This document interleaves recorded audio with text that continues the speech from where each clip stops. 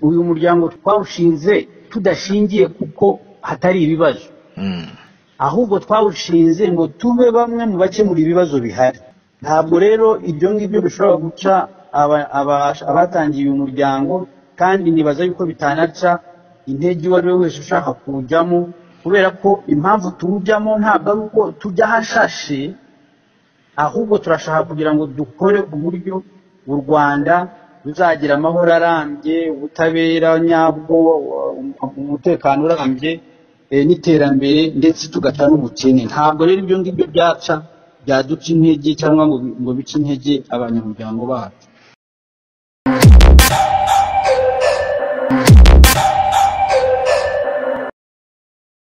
Ku cyumweru tariki 21 z'ukwezi kwa gatatu mwaka 2021 nibwo hamenyekanye itabwa muri yombi rya Jean Bosco Nkusi, akaba umurwanashyaka, umuyoboke ndetse n'umwe mu bafite inshingano mu ishyaka rishya rya Dr Kamba Christophe, ishyaka RPD. Tukimenya ayo makuru tuyagejejweho n'umwe mu babimenye bikiba ko afatiwe kuri CHUK, twabajije umuvugizi wa polisi ariko ntikabasha kubona igisubizo. Turongera tubaza umuvugizi wa RIB atubwira ko nta makuru aramenya.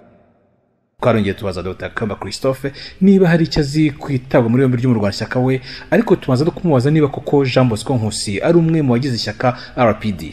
Dr Kamba Christophe yarabitwemereye, atubwira ko Jean Bosco Nkusi ari umwe mu bayoboke b'iri shyaka umuryango RPD. Cyakora yatubwiye ko nawe ari kugerageza guhamagara nimero ya Jean Bosco ntabashe kuyifata kubera ko yari ifunze. Mu gitondo cyo kuri wa mbere tariki 22 Werurwe umwaka 2021 nibwo Dr Kamba Christophe n'ishyaka rya RPD bakoze ubutumwa basaba polisi y'igihugu kubafasha kumenya aho umuntu wabo yabaherereye, banasubiramo ko nabo bazi ko yafatiwe kuri CHUK.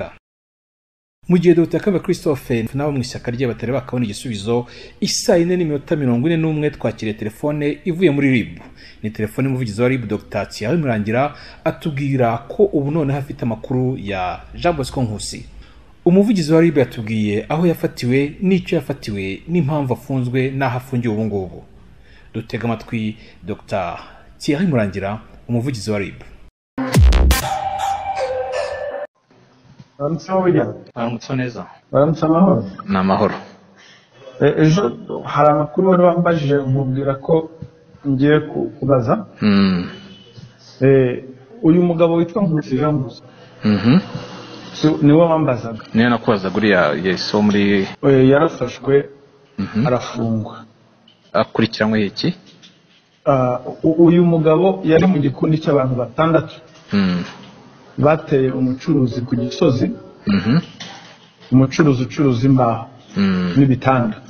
Hariya muri za terera hazi hariya mu gakinjiro mu gakinjiro ka Gisozi. Bagiye ari abantu batandatu bari mu modoka ebyiri. Bagenda biyitiriye, batatu bise abapolisi, abandi batatu bise abakozi ba Rwanda Revenue Authority. Bakangisha uwo mucuruzi ko atajya yishyura imisoro. Baramufata, baramukora mu nzereza muri Kigali, bamutera ubwoba. Muri zo modoka ebyiri bari bafite. Bamubwira ngo nabahe miliyoni 10 ngo zibaha, ngo natazibaha baramwica, bamukangisha. Hanyuma baza kugeraho bamwaka miliyoni 1 kuko niyo yabashije kubona. Muri izo 10 bamwakaga 10 gase n'izijyanye n'imisoro n'ibiraro by'imisoro cyangwa ni ruswa. Nizijyanye ngo ni bamubwiraga ngo atishyura imisoro. Bamukangisha ko atishyura imisoro, baramufungira business kugira ngo batamukurikirana, bamuca miliyoni 10. Barumvikana bageraho ababwira ko atayabona ayo mafaranga na business itujuje amafaranga. Abona miliyoni 1. Yes. Ayabikuza kuri momo. Hanyuma umugabo aza gutanga ikirego ku itariki 3. Iyo miliyoni 1 yabikuje kuri momo yayibahaye cash cyangwa yari se transferinga? Yayibahaye cash. Kuko yarayabikuje. Urumva nabo baba bagerageza gushaka guhisha ibimenyetso. Yaje gutanga ikirego ku itariki 3 z'uko kwezi kwa gatatu. Yego. Nuko byari itariki 2. Ebyiri z'ukwa gatatu. Yego. Umunsi ukurikira urumva nibwo yaje. Yes. Ubwo rero investigation yaratangiye, iperereza yaratangira.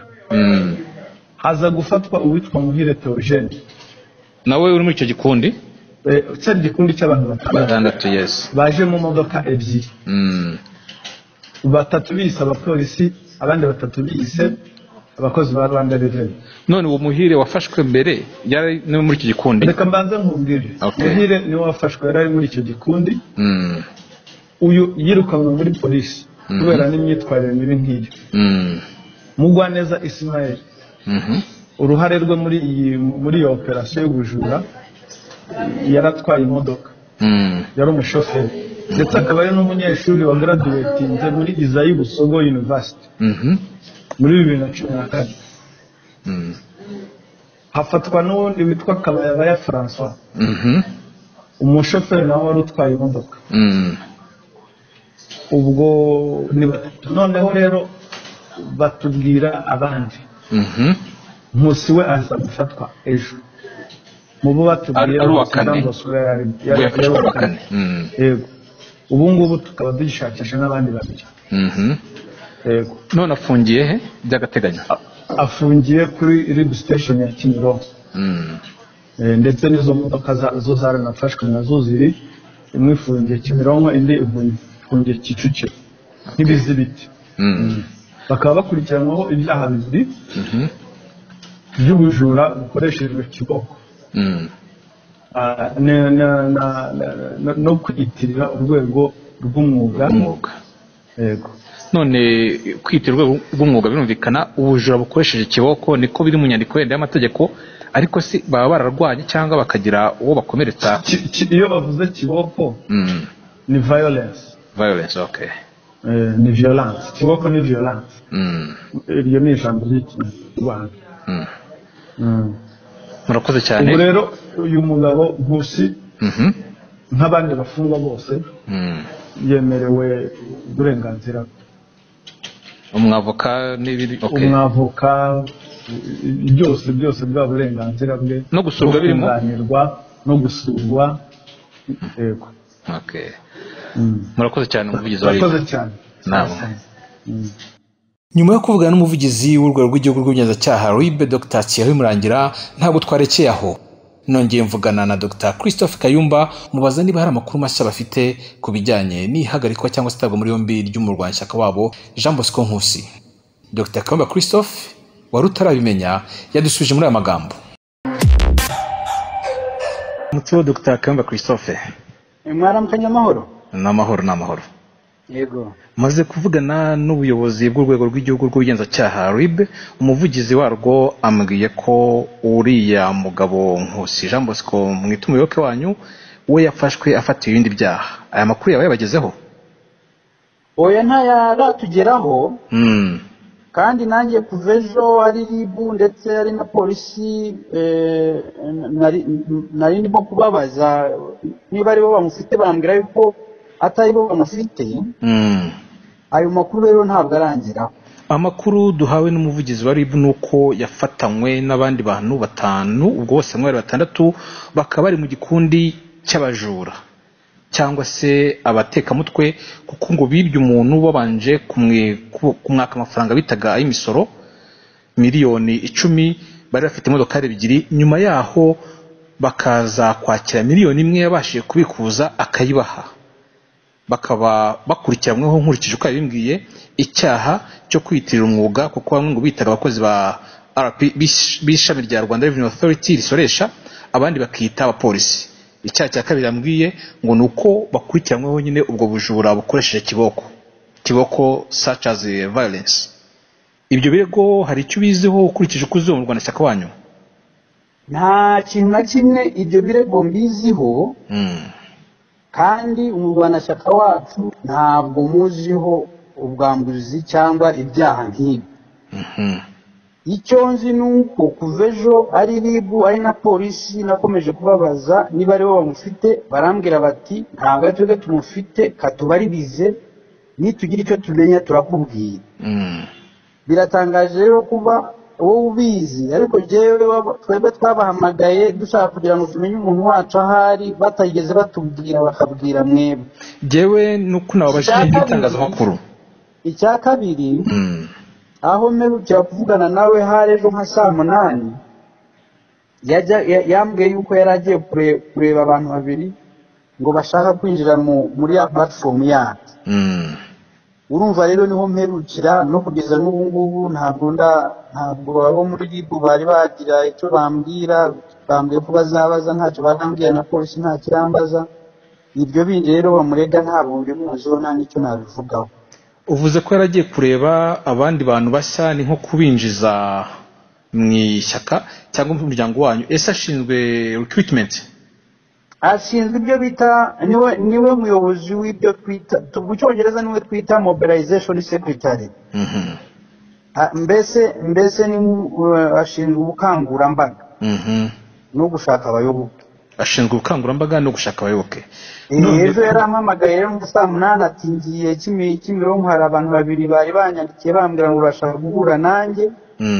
Niho muherukira, ngiye kongera kugerageza kumuhamagara ngo mvugane nawe nimugoroba, telefoni nsanga itariho. Hagira umuntu umbwira ko yari ari kuri CHK, abona ngo bamufata. Mubajije abamufasha bari simbizi neza, ariko nabonye bamufata. Nibyo mperuka gusa. None ndavuga kubura bitari uko apfuye cyangwa iki, kubura umurwanashyaka ushinzwe iyo nshingano ikomeye mobilization, ushinzwe gushaka abarwanashyaka bashya cyangwa se abanyamuryango bashya, kandi akaba abashinzwe n'ubukangurambaga. Kumubura mu minsi ya mbere ntabwo byaba biciye intege cyangwa se ari nko kubananiza cyangwa kugira ibibazo muhura nabyo mu ishyaka? Nta nubwo njye nabyita kumubura, kuko nk'uko nabikubwiye n'ubu turacyashakisha. Ubwo nitumenya ahari turajya kuganira nawe, tumenye ikibazo uko giteye. Twizeye yuko aza kurekurwa. Umuvugizi wari bambwiye ko afungiye kuri station polisi ya Kimironko. Ubwo niba mukurikirana mwamenya aherereye ko yabimbwiye, mukamenya aho mufatira. Ikindi nkubaza gatoya mbere yo gusoza, niba mufite abandi banyamuryango bashobora kumva ibingibi, wenda bagacika intege cyangwa se bakikanga, cyangwa n'undi wari kuza muri iyo platform yanyu akavuga ati ibintu ntibyoroshye, bene nabo murabwira iki? Icyo twababwira nuko uyu muryango twawushinze tudashingiye kuko hatari ibibazo, ahubwo twawushinze ngo tube bamwe mu bakemura ibibazo bihari. Ntabwo rero ibyo ngibyo bishobora guca abatangiye uyu muryango, kandi nibaza yuko bitanaca intege uwo ari we wese ushaka kuwujyamo, kubera ko impamvu tuwujyamo ntabwo ari uko tujya hashashe, ahubwo turashaka kugira ngo dukore uburyo u Rwanda ruzagira amahoro arambye, ubutabera nyabwo, umutekano urambye, n'iterambere, ndetse tugaca n'ubukene. Ntabwo rero ibyo ngibyo byaduca intege cyangwa ngo bice intege abanyamuryango bacu. Dr. Kayumba, ufite imbaraga nyinshi zo kumva rwose ko muhagaze bwuma, mutazacibwa intege n'ibi ngibi mugiye gukorerwa. Ariko tusubije amaso inyuma twabona hari indi mitwe ya politiki, andi mashyaka y'abantu bigaragara ko abayobozi babo batagiye bakorwaho cyane, ariko abanyamuryango babo bakagenda bavamo umwe bazimira cyangwa se bagafungwa cyangwa bakagira ibindi bibazo. Ibyo muri mu Rwanda mujya mubyumva, ntabwo mukeka ko namwe byazabagonga? Twebwe kubera yuko ibintu byose dukora tuba tubikora tuzi amateka, ari amateka yo kwisa n'amateka y'u Rwanda, ndetse tukaba tuzi n'ukuntu ibihugu bitera imbere, n'ukuntu bikira, n'ukuntu demokarasi isinga imizi. Nta kintu icyo ari cyo cyose gishobora kuduca intege, kubera yuko tuzi yuko kugira ngo ibintu bibe byiza habeho ubutabera, habeho kwishyura ukizana, habeho demokarasi irambye, abantu babikorera. Ntabwo dutekereza yuko ibyabaye mbere yuko umuryango wacu utangira byaduca intege, ahubwo ni kimwe mu bintu byatumye dutangira kugira ngo natwe dushyireho, dutange umusanzu kugira ngo ibintu bimere neza. Turabashimiye cyane Dr. Kamba Christophe. Murakoze cyane William. Ngayo nguko ibindi ni ibyo gutega amaso. Mwari kumwe na Ntwari John Williams.